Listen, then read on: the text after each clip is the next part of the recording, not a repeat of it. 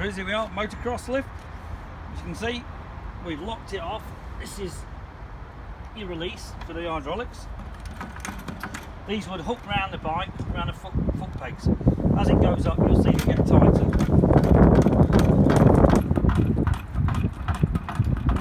Jack your bike up. Very good for cutting buffalo nickels down. Okay, as you can see, that's fully up.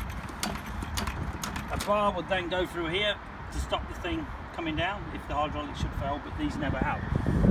Also, these, I don't know if you've noticed, have come further back, which means it would hold the bike on further. There's also a hole here to drain your oil,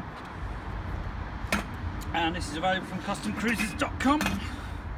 01773 835 666. To let it down, basically you undo this, and once the bar's out with the weight of the bike, that would come down. So we also do the super lift, but this one for the money, very good value. Available from customcruisers.com. 01773 835 666.